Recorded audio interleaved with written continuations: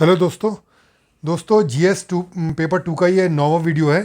देख लेते हैं क्या क्या टॉपिक पढ़ना है इसमें। तो पहला है राज्य की विधायिका के समक्ष आने वाली चुनौतियां और उसका समाधान क्या है। तो इसमें 3 डायमेंशन है। इसकी पहली भूमिका देख लेंगे, क्या क्या चुनौतियां हैं और उसमें समाधान क्या क्या हो सकते हैं। तो संविधान के भाग 6 में राज्य विधायिका का उल्लेख दे रखा है। एक सदनीय भी विधायिका भी है भारत में और द्विसदनीय भी है। कुल मिला के 6 ऐसे स्टेट्स हैं जिसमें भारत में बाई कैमरल सिस्टम है। ठीक है, द्विसदनीय विधायिका है। राज्य के लिए नीति निर्माण का कार्य करती है। अब इसमें देख लें चुनौतियाँ क्या क्या है। पहली चुनौती है कम उत्पादकता। इनकी अगर राज्य विधायिकाओं की उत्पादकता देखी जाए ना तो जो संसद है उससे भी कम होती है। क्यों? गतिरोध ज़्यादा होता है ना, ऑब्स्टेकल ज़्यादा उत्पन्न करते हैं इसमें जो विपक्ष की पार्टियाँ होती हैं। जब ऑब्स्टेकल ज़्यादा होगा तो विधायन की प्रक्रिया देरी में होगी, कानून देरी से बनेंगे। जब कानून देरी से बनेंगे तो राज्य के पास जो जो आय के ज़्यादा स्रोत हैं, है ना, राज्य ज़्यादा डेवलप नहीं कर पाएगा तो उसके पास जो आय के स्रोत है वो कम होंगे। अपर्याप्त संसाधन होते हैं इस कारण राज्य विधायिका के पास। आज भी देखा जाए तो राज्य की विधायिका जो है मैनुअली काम कर रही है, उसमें अभी इलेक्ट्रॉनिक सिस्टम अभी ज़्यादा आए नहीं है। ठीक, विधायिका अगर देखी जाती है राजनीतिक ध्रुवीकरण से काफ़ी प्रभावित रहती हैं। चाहे तुम उत्तर प्रदेश की देख लो चाहे किसी और राज्य की देख लो, काफ़ी बड़े स्तर पर इनमें राजनीतिक ध्रुवीकरण देखा जाता है। अपराधीकरण भी देखा जाता है ना। एडीआर की रिपोर्ट के अनुसार जो 2022 में जो लोक विधानसभा उत्तर प्रदेश में जो विधानसभा चुनाव हुए थे ना, उसमें बताया गया था कि 60% से अधिक जो उम्मीदवार थे वो ठेकेदार या अपराधी थे, है ना। तो अब इन्हीं में से कोई जीत के जाएंगे तो अब जो जो राज्य विधायिका हैं वो कितने बड़े मतलब अपराधीकरण क्रिमिनलों से प्रभावित हैं। ठीक, सेंटर का हस्तक्षेप रहता है। जैसे केरल तमिलनाडु के जो विधेयक वहाँ पे पास किए गए थे वो लंबे समय तक जो गवर्नर है ना उसने पास ही नहीं किए। गवर्नर ने उस पर कंसेंट ही नहीं दी अपनी। ठीक है, तो केंद्र सरकार किसके माध्यम से हस्तक्षेप करवाती है राज्य विधायिकाओं में? गवर्नर के माध्यम से। अगला है कार्यकारी शाखा पर नियंत्रण नहीं है।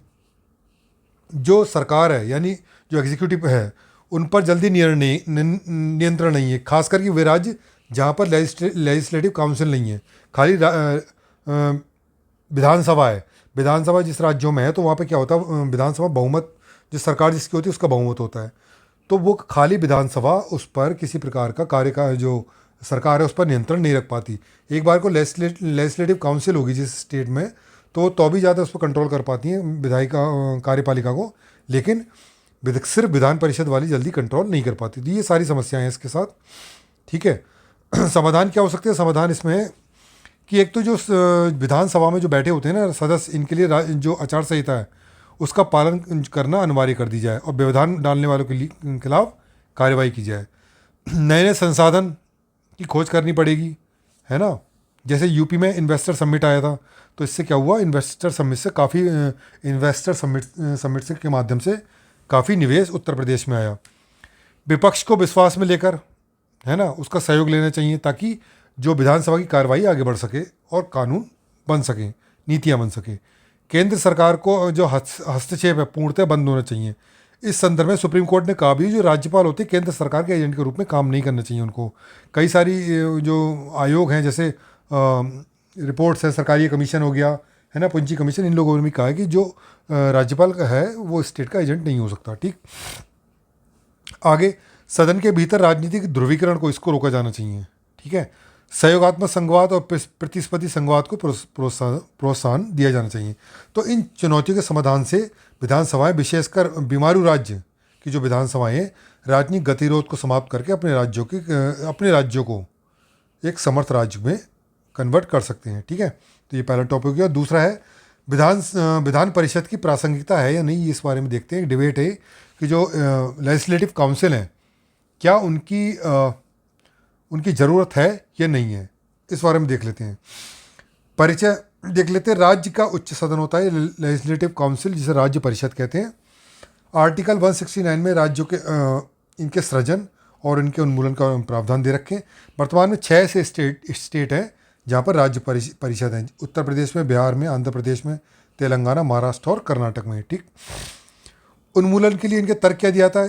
एक तो विधेयकों को पारित होने में देरी हो जाती है, इससे प्रगति चक्र जो होता है ना स्टेट का, उसमें बाधा उत्पन्न होती। सत्तारूढ़ दल के जो हारे हुए उम्मीदवार हैं उसकी शरणास्थली है, उनको वहाँ पे क्या होता है, जब हार जाते हैं उनके उम्मीदवार, तो उनको राज्यसभा तुम्हारे विधान परिषद के माध्यम से ले आते हैं वो लोग, ठीक है। अधिकतर विधान परिषद में सदस्य किसके होते हैं? सत्तारूढ़ दल जो होती है, सरकार होते हैं, उसी के होते हैं। अलोकतांत्रिक है क्यों? क्योंकि इसका चुनाव जो है जनता द्वारा प्रत्यक्ष रूप से नहीं किया जाता। विधेयकों पर इनकी सीमित शक्ति होती है, खासकर धन विधेयक के बारे में देख लो, बहुत ज़्यादा इनकी ज़्यादा कोई इनके पास पावर होती नहीं है।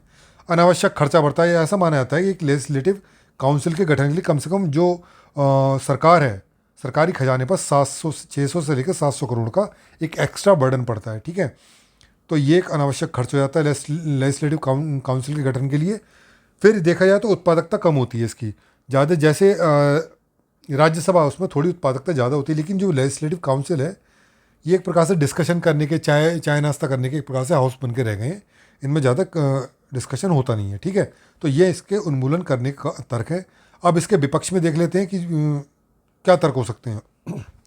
तो लेजिस्लेटिव असेंबली जो है, विधानसभा है, उसकी निरंकुशता और अविवेकपूर्ण निर्णयों पर नियंत्रण करती है, ठीक है। कोई भी जल्दबाजी में कोई कानून पास कर दी तो लेजिस्लेटिव काउंसिल क्या होती है, उसको काउंटर करती है, ठीक। अल्पसंख्यकों वंचित समूह को प्रतिनिधित्व प्रदान करती है। जैसे उत्तर प्रदेश में शिक्षकों के प्रतिनिधित्व चुन के जाते हैं, है ना, एमएलसी बन के जाते हैं। एमएलसी जो माध्यमिक शिक्षा है, इनका चुनाव होता है और एमएलसी भी बन के जाते हैं, ठीक है। तो एक शिक्षकों का जो ग्रुप है, वो एक छोटा ग्रुप है, उसको ये रिप्रेजेंटेशन मिलता है। तो कुल मिलाकर अल्पसंख्यक और जो वंचित समूह हैं, छोटे समूह हैं, उनको यहाँ पर रिप्रेजेंटेशन मिलता है। स्थायी सदन है। लेजिस्लेटिव असेंबली जब विघटन हो चुका हो इसका, है ना, चुनाव के टाइम में क्या करता है, ये जो विधानसभा के सारे काम होते हैं, ये तुम्हारे लेजिस्लेटिव काउंसिल करती है। संतुलन स्थापित करती है विधान विधायिका और कार्यपालिका के बीच में। निचले सदन के बोझ को कम करती है ना, और राज्य स्तर पर संघीय आदर्श की स्थापना करती है। जैसे सेंट्रल लेवल हम देखें ना, केंद्र और राज्य, वो राज्यसभा और लोकसभा क्या है, ये एक दोनों जो बाई कैमरल सिस्टम है, एक प्रकार से संघीय जो फेडरल सिस्टम है उसको मजबूत करते हैं। ऐसे ही स्टेट लेवल पे अगर फेडरल जो तुम्हारे संघीय आदर्श हैं उसको स्थापना कौन करती है? वो लेजिस्लेटिव काउंसिल करती है। तो निष्कर्ष अगर देखा जाए तो लेजिस्लेटिव काउंसिल को समाप्त करना या इसको बनाए रखना, ये पूरी तरह ये तय करना होता है, ये तुम्हारे विधानसभा को, लेजिस्लेटिव असेंबली को तय करना होता है। लेकिन इसके भविष्य को लेकर अभी और भी विचार विमर्श किया जाना बहुत ज़रूरी है, ठीक है। तो ये हो गया लेजिस्लेटिव काउंसिल को लेके। अगला टॉपिक जो है कोलेजियम सिस्टम के जो आलोचना और इसके आवश्यकता सुधार की बात करते हैं। कोलेजियम सिस्टम है क्या? तो हायर जुडिशरी जो है, हायर जुडिशरी खासकर जो हाई कोर्ट और सुप्रीम कोर्ट है, इसमें न्यायाधीशों की नियुक्ति और स्थानांतरण के लिए क्या एक कोलेजियम सिस्टम के माध्यम से स्थानांतरण, उसमें ये सब किया जाता है। संवैधानिक प्रावधान देखा जाए, संसदीय जो अधिनियम इसके द्वारा स्थापित नहीं किया गया है। जो कोलेजियम सिस्टम है उसका ना तो कोई, उसके लिए ना तो कोई संविधान में कोई प्रावधान है, ना ही कोई कानून बनाया गया, बल्कि जो सुप्रीम कोर्ट है, सुप्रीम कोर्ट के जो डिफरेंट जजमेंट आए हैं ना, उसके माध्यम से इसको डेवलप किया है। खास करके जो 3 जजेस का जो मामला है, 3 जजेस केस जो है, 3 न्यायाधीशीय मामला 1993 में जो आया था, उसने इसमें कोलेजियम सिस्टम को विकसित करने में काफ़ी महत्वपूर्ण भूमिका निभाई। सुप्रीम कोर्ट के संदर्भ में एक सीजीआई होता है इसमें, और 4 वरिष्ठतम जज को लिया जाता है। वही हाई कोर्ट में एक मुख्य न्यायाधीश और 2 वरिष्ठतम जजों को लिया जाता है इसके अंतर्गत, ठीक है, कोलेजियम सिस्टम के अंतर्गत। आलोचना क्यों करी जाती है? आलोचना करी जाती है एक तो एक्सक्लूजन ऑफ एग्जीक्यूटिव, जो कार्यकारी है ना, कार्यपालिका है, यानी जो सरकार है, उसको पूरी तरीके से ये एक्सक्लूड कर देती है ना, एक्सक्लूजन कर देती है, ठीक। जजों की नियुक्तियों में इसका कोई रोल ही नहीं होता, जबकि ब्रिटेन में देखा जाए, यूएस में, कनाडा में, इनमें कार्यपालिका की जो जजों की नियुक्ति है वो कार्यपालिका ही करती है। क्लोज डोर मैकेनिज्म है, बंद कमरे में ये डिसाइड कर लेते, जज ही जज को चुन लेता है, ठीक है। कोई इसके बारे में कोई सूचना होती है, वो क्या होती है, कोई उसकी सार्वजनिक नहीं किया जाता, नहीं डिस्क्लोज किया जाता है। इसलिए पारदर्शिता की इसमें कमी, जब पारदर्शिता की कमी होगी, है ना, क्लोज डोर मैकेनिज्म है ये, तो क्या होगा, धीरे धीरे इससे क्या होगा, भ्रष्टाचार और भाई भतीजावाद बढ़ेगा। विधि आयोग ने कहा भी, एक कमेंट करती, विधि आयोग ने एक बार कमेंट भी किया था इस पर, अंकल जज इन द हाई कोर्ट, मतलब उच्च न्यायपालिका में अंकल जज बैठे हुए हैं, यानी जो न्यायाधीश हैं, अधिकतर जो उच्च न्यायपालिका होती है, चाहे हाई कोर्ट हो गई, चाहे सुप्रीम कोर्ट हो गई, उसमें देखा गया है जो न्यायाधीश हैं उनके रिश्तेदार उसमें वकालत कर रहे होते हैं। तो उसको लेकर विधि आयोग ने कमेंट भी किया था। रिपोर्ट ये भी बताती है कि जो हाई कोर्ट है उसके 50% और सुप्रीम कोर्ट के जो 33% जजेस हैं, वो क्या होता है, उनके परिवार में कोई ना कोई रिश्तेदार उच्च न्यायपालिका में जज जरूर रहा होता है ना। तो ऐसे जजों की संख्या कितनी है? हाई कोर्ट में 50% और सुप्रीम कोर्ट में 33% है। कहा भी जाता है देश की जो जुडिशरी है ना, उसको 60 से 70 परिवार हैं, 60 से 70 परिवार वही मिलकर चला रहे हैं। मतलब इनके ही जुडिशरी के वो कोई चाचा ताऊ मामा ये लोग न्यायपालिका में आते जाते रहते हैं, वहीं वकालत करते रहते हैं या जज बन के आते हैं। नियंत्रण और संतुलन, चेक एंड बैलेंस के सिद्धांत के विरुद्ध है ना, क्योंकि न्यायपालिका को ये कॉलेजियम सिस्टम असीम पावर देता है ना। और जबकि संविधान में हमारे चेक एंड बैलेंस का बहुत ज़्यादा अच्छा एक प्रावधान किया गया है, जबकि ये कॉलेजियम सिस्टम इसको वायलेट करता है। असमान प्रतिनिधित्व देखा जाता है, महिलाओं को देखा जाए महिलाओं का रिप्रेजेंटेशन, SC ST है ना, जो तुम्हारे दिव्यांग हैं, इन लोगों का रिप्रेजेंटेशन अगर देखा जाए हायर जुडिशरी में बहुत कम है। ठीक है, आज तक देखा जाए कि कितनी महिला CJI बनी है हमारी, एक भी शायद नहीं बनी है अभी CJI। सुप्रीम कोर्ट में जज तो बन गई है, लेकिन आज तक कोई महिला CJI नहीं बनी है। ठीक है, तो एक असमान प्रतिनिधित्व है। ठीक, सुधार की अगर बात करें तो सुधार के लिए सबसे पहले इसमें कार्यपालिका के रोल को बढ़ाया जाना चाहिए, जैसे यूनाइटेड स्टेट में और UK में किया गया है। ठीक, कॉलेजियम की जो सिफारिशें होती है सार्वजनिक रूप से उपलब्ध इनको कराया जाना चाहिए। ठीक है, और जो कॉलेजियम सिस्टम जो सिफारिश करता है ना, उसकी समीक्षा और मूल्यांकन के लिए एक स्वतंत्र निकाय के गठन किया जाना चाहिए। सीमांत वर्गों के जो प्रतिनिधित्व है उसको बढ़ाया जाना चाहिए।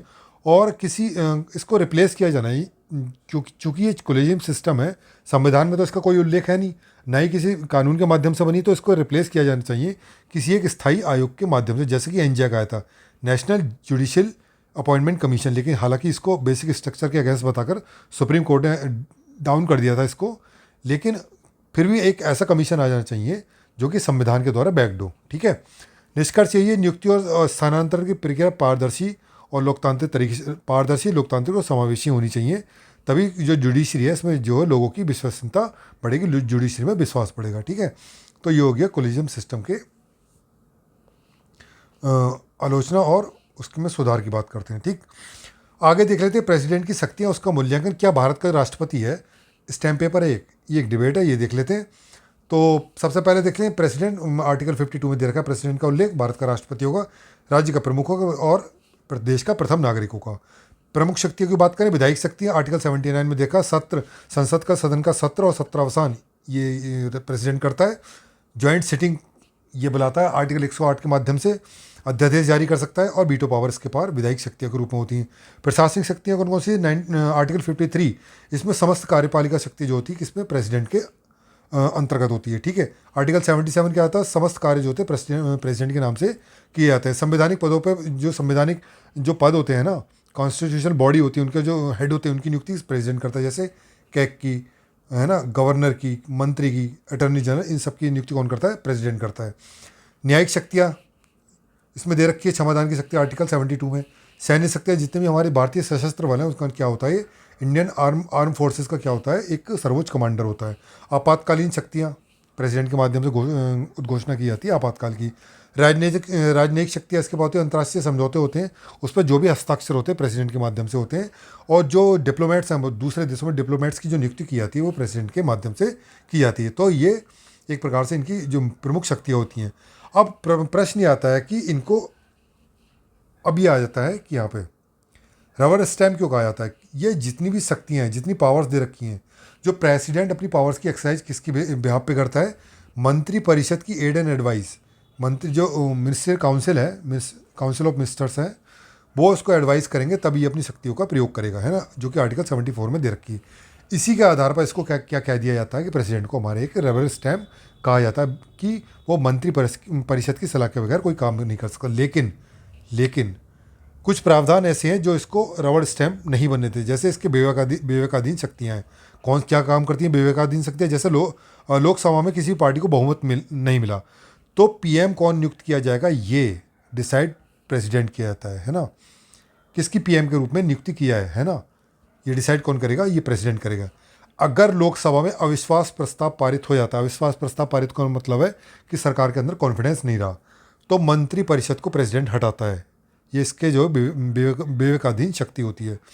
पॉकेट वीटो है ना, और जो विलंबन वीटो है वो इसके पास होता है, इसके प्रेसिडेंट की विवेकाधीन शक्तियों के अंतर्गत आता है। ठीक, आर्टिकल 78 क्या कहता है कि प्रेसिडेंट PM से कह सकता है कि देश के शासन के बारे में उसके विषय में जानकारी उसको उपलब्ध कराए। आगे किसी मंत्री ने किसी विषय पर कोई निर्णय लिया तो मंत्री परिषद को आदेशित कर सकता है कि उसके लिए गए निर्णय पर विचार करे, है ना। तो ये सारे प्रावधान जो खास करके जो विवेकाधीन उसकी डिस्क्रिशन पावर है, ये प्रेसिडेंट को एक रबर स्टैम्प बनने नहीं देती है। इसलिए अगर देखा जाए तो सामान्य जब स्थिति आती है तो हम कह सकते हैं कि मंत्रिपरिषद की सलाह पर कार्य करती है, लेकिन जैसे ही विशेष परिस्थितियाँ आती हैं, जटिल परिस्थितियाँ आती हैं, तो प्रेसिडेंट की जो विवेकाधीन शक्तियाँ हैं वो सिद्ध करती हैं कि वो एक रबर स्टैम्प नहीं है, बल्कि एक अपने इंडिपेंडेंट रूप से काम कर सकता है। ठीक है, तो ये हो गया हमारे आज का डिस्कशन। इस वीडियो में से इतना ही। Thank you so much.